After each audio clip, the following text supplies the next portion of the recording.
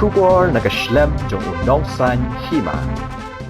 Ka Chief Postmaster General Northeast Circle hani kasngi kalaai ya ka Dak Seva Awards arhajar arpway Northeast Circle sa kinongtray jong ka Northeast hi baro kaway.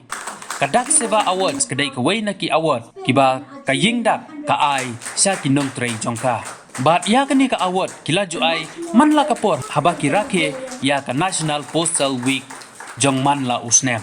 Haba keren hakani ka jingelang ka Member Postal Services Board ka Sidhya Rani kalapan pau ya kejing sengawu ya kejing try sitom jong kinong try jong ka Post Office hakeleng jong ka Northeast Chusu kalapan kan mauro habaya day bar kejing itu ya kitu ke try sitom but kejing sengaw komen jong ki haba kiyo ya ka Dak Seva Award kalau ongru bangi day ban sengaw sarong ya ke bangi yo but ngidai ban nang ya try sitom chusu but I mensim ya kiway pat bakin try sitom hakakam ka ba kidon.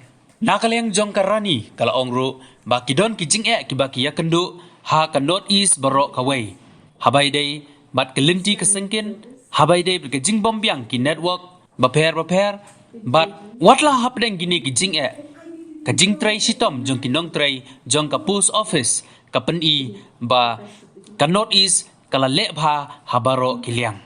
Nakaleng jong karani kala kentu ya kinong tray jong Post Office baro kaway bakin nang yai tray sitam bat bakin yo ya uso ubabha na kabenta ban kentiu ya kayo kakot bat ban penpo ya kisiti sa kiying kisam jong kipad ba ha ka Northeast hi baro kaway. Potential of the whole team will be realized and big things will be achieved here in the Northeast. I have been in the postal services for almost over 34 years. In fact, probably this is the last major public celebrations I'm attending. I retired on 31st of December. And of course, I'm carrying, of this year, 2021, I'm carrying humongous amount of beautiful experiences and great friendships.